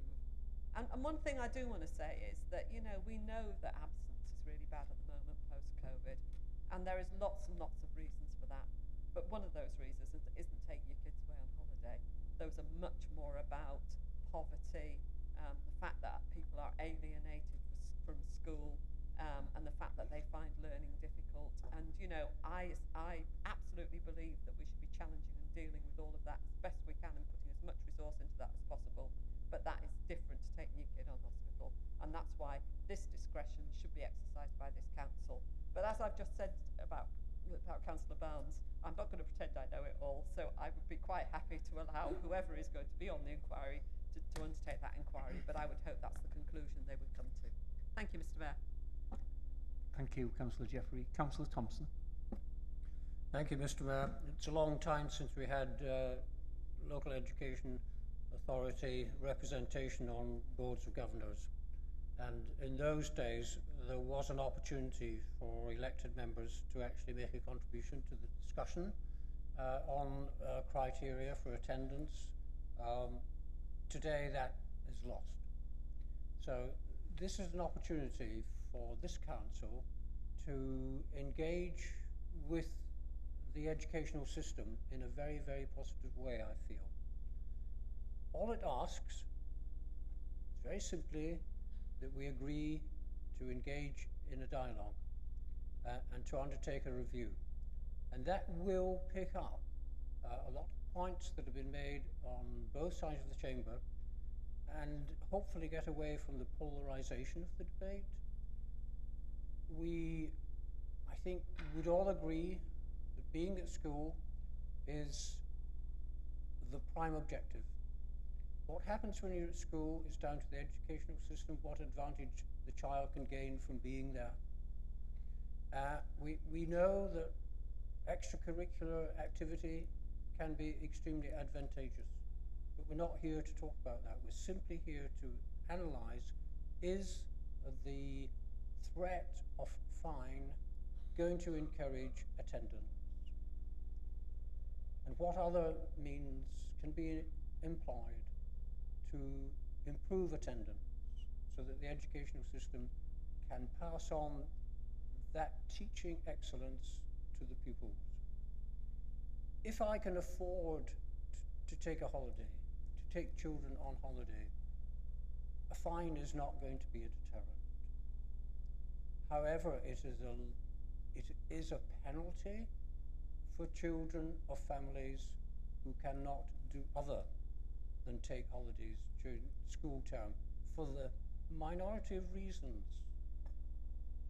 So we want to protect that opportunity, not to encourage it, but to have the discussion that will explore what parameters do exist and hopefully come out of this review working more closely with the educational system that I do feel we are losing touch with. So I will be supporting the motion. Thank you, Councillor Thompson. Councillor Corley. Thank you, Mr. Mayor, and thank you, Councillor Richardson, for bringing this motion. As a parent myself, that £240, so the one thing I will agree with Councillor Barnes is the tourist operators and what they charge. At the minute you've got Haven that are advertising their £50 holiday, but you go and you look, that is during term time.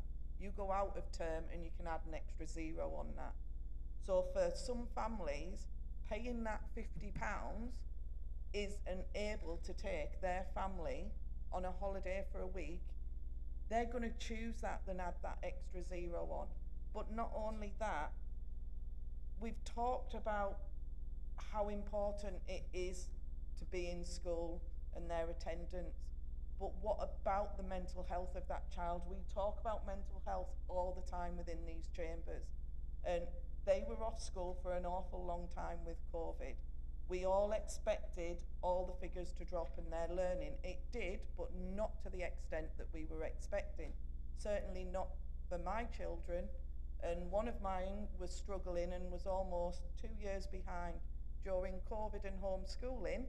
And he would not sit and do the online tutoring that he was told to, but he managed to catch up. Why?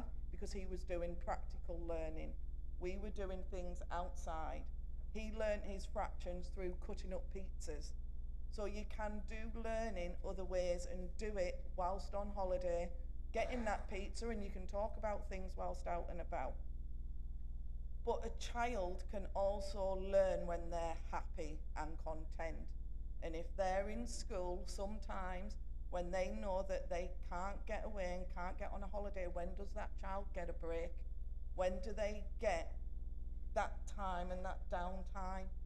Because some parents can't, and it would be day trips away to the beach or to what is local, because they can't afford to go. And parents shouldn't be made to feel like it's a punishment for giving something that the rich don't have to. Because go to a private school, and our government don't charge those that go to the private school, but they'll charge our schools. So you need to look at the fact that the working class, again, are getting that punishment. Thank you. Thank you. Councillor Eyre. Yes, thanks, Mr. Mayor. It was Councillor Barnes advisors of the hundreds of thousands of absentee school children. I would hazard a guess that at least 95% of them are due to truancy. At least before the fines were introduced for out-of-school termed holidays, at least the parents advised the school, and that was legal. On truancy, it isn't legal. As I say, I would have to absenteeism at school is truancy, and that's what the government there should be concerned about, and that's what they should be tackling. Thank you, Mr. Mayor. Thank you, Councillor. Councillor Brown. Thank you, Mr. Mayor. Can I also thank our colleagues in the opposition for the consensus and the debate we had, as our opposition should be, so thank you for that. Councillor Barnes, a month ago, I agreed 100% with everything you've just said. 54% of blah, blah, blah, blah, blah, like the kids should be at school in term time. Councillor Richardson told me she was wrong. No, sorry, I was wrong. Sorry. And after a month of talking to parents and looking at my own family holiday that I took my kids on last year, it would have cost me one quarter of what it actually did to take my little girl and my boys away in August. The schools have trips, but I remember the last year of a primary school before she went into secondary. There was one girl couldn't go to the Peak District in her entire class because the parents couldn't afford it. And when I think about it and put myself into that little girl's mind, shoes, whatever, she probably doesn't see much of her parents because the parents are having to work multiple jobs just to feed her. So I would ask that people in the council, whilst I understand the importance behind the stats, I also understand that child that watches her friends go on school trips that she can't go on, that watches her friends go away to Fuerteventura, wherever, Spain, Butlins. I looked on the internet the other day. Butlins was 70 quid for a few days to take my kids. So you're right, there is some of these holiday companies, but we don't have the power in this chamber to change that. We have the power to potentially change that little girl's life, who couldn't go on the school trip, who couldn't go on a family holiday, who doesn't see her parents during the week usually because they're too busy working multiple jobs. Thank you, Councillor Brown. Councillor Clark. Yeah, thanks, Mr. Mayor. Yeah, so really to me, this is just another unfair tax on all of us. It's not on. Whatever happened to parental choice? You know, it's my children, I'll do what I want to do, and my children, I'll decide what I want to do. And what about the people who work away from home? What about our marvellous HM forces who are committed at the moment to the borders of Ukraine? They're out there, I don't know, 6 months, maybe for a year. They come home, they might have 2 or 3 weeks off, they want to be with the children, and no, you can't be because it's not on, is it? Well, this is not on either. I fully support this motion, and I hope it goes through. Thank you very much, Mr. Mayor. Thank you, Councillor Clark. That's the end of our speakers. Councillor Richardson, would you like to sum up, please? I don't think there's a lot left to say, other than everyone's debated, and the debate in itself shows why we need to do an investigation into it and have a look at it properly. Thank you. Thank you.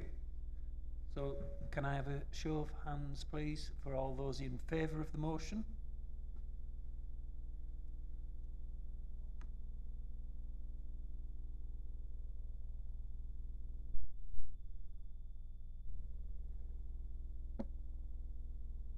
All those against?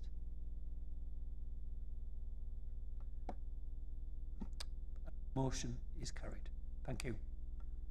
Okay, we'll move on to our second motion, moved by Councillor Brown and duly seconded by Councillor Richardson. Councillor Brown? He's firstly hoping that Councillor Turner doesn't pull out an amendment. Oh, she's got a light on. Oh dear. I'm gonna take it as read, other than to say that I can't. Hopefully, nobody in the chamber has any issues with people getting home safely. Personally, I've never been a victim of sexual assault in public transport, but I know it's a huge issue. I know there's people in the council, security guards and things, and that work, you know, different hours. So I'll take it as read, and hopefully that flashing light over there is not going to be another hour of our time. Okay, thank you. Thank you. Councillor Richardson, can I confirm that you're seconding the motion? Yes. Thank you. We will now debate the motion. Councillor Turner? Thank you. I welcome any initiative that helps keep our residents safe, and as Councillor Brown rightly highlights, shift workers in all industries can often feel more vulnerable if they are working after dark and into the early hours. As you would expect, I don't feel it's right for this council to align itself to a generic union initiative promoted by a particular subgroup of the Labour Party, and would ask that Councillor Brown considers removing the entire paragraph referring to the national campaign by Unite, to allow this council to remain in its apolitical position. I would also suggest that he removes the word require from his paragraph around approving late licences, as I feel it may be overstepping the mark from a licensing perspective and could effectively mean that some businesses wouldn't be able to absorb these potentially significant extra costs. On a separate but related note, I understand that Stockton Council may be looking to improve on its Raising the Bar licensing award scheme to ensure that only venues who offer late night transport are eligible for their Gold Award, and they will use this as a carrot rather than a stick approach. Maybe we could look at this as something similar after the elections in May. Thank you. Councillor Turner, can I just clarify, are you bringing this as an amendment, or is it a request for Councillor Brown to consider? I actually brought this initially as a motion, but I've been informed this isn't a motion, but a statement, so I'll make this as a statement for him to consider. Thank you. Okay, thank you.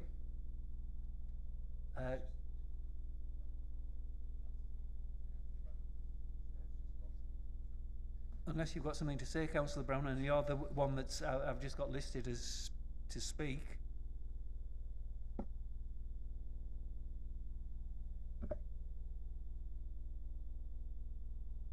It's not on. Oh, it is on. Yeah, sorry. Cheers, John. Unfortunately, Councillor Turner, while I still respect you where you're coming from, the campaign is led by particularly Unite, the union. I can't help who they're affiliated to. However, I would say the Unite membership is made up of members from across the political parties and independents. So unfortunately, I can't remove the reference to Unite, as it's Get Me Home Safely campaign championed by that particular union. Sorry. Okay, thank you, Councillor Brown. Councillor Lanigan. Just a part of this that I want to ask you about. It actually says, investigate and consider adopting as part of its licensing procedures arrangements which will ensure the process for approving late night licensing. I'm not sure whether we can actually do that through legislation with the council, and I would actually ask legal if that is part of our remit. Steve, Steve, do you want to clarify that situation? Yes, Mr. Mayor. To be frank, I'm not quite sure we can do it either as a requirement, but the motion, is to investigate, really, so I don't particularly have an issue with the wording of the motion. Thank you, Councillor Lanigan. Does anyone wish else to speak? Councillor Turner. Just a moment. Just let me clarify. Sorry, Councillor Turner, you can't speak. You've already spoken.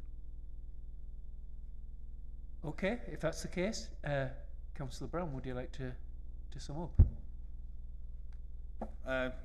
Well, thank you for that. Just again to repeat what I initially said. Unfortunately, there is people that don't feel safe getting home, or even expense-wise for some of our lower paid shift workers. Unfortunately, again, just talking about the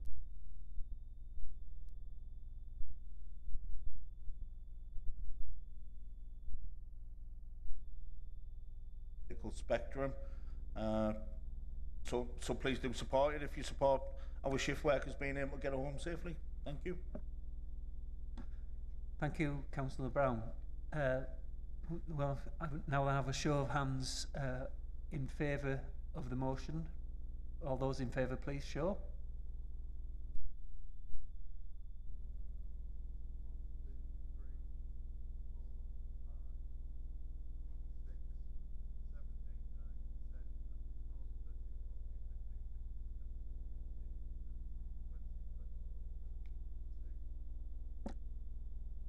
And those against?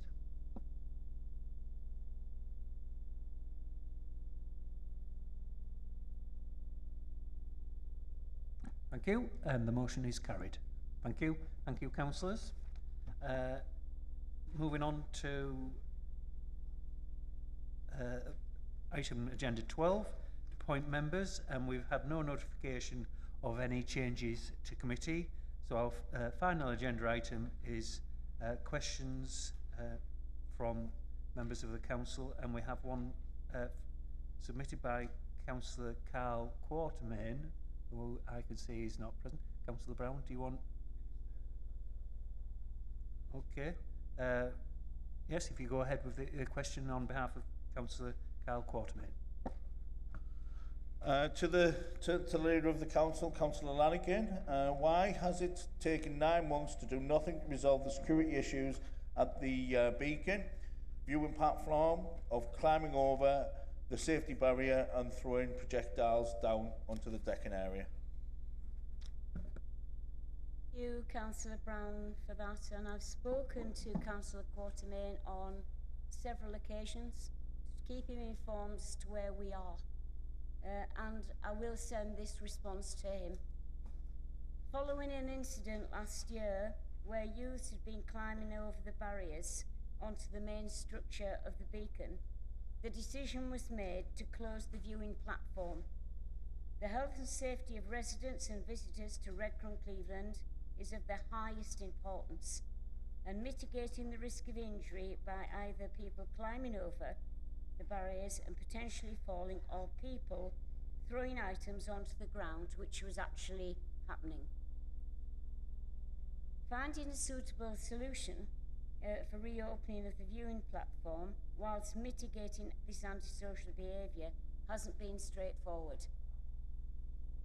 Since these incidents, we have been in ongoing discussions with Wilmot Dixon to begin developing options to resolve these issues, but relevant concerns including, for example, what effect any modification may have in relation to the wind loading and maintaining a safe and secure structure.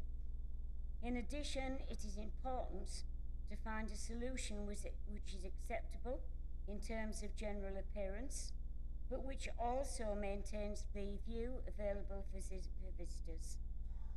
Given current financial constraints, the cost of modifications is a factor, as is the ongoing revenue cost of potential solutions, including ongoing maintenance, inspections, cleaning and repairs.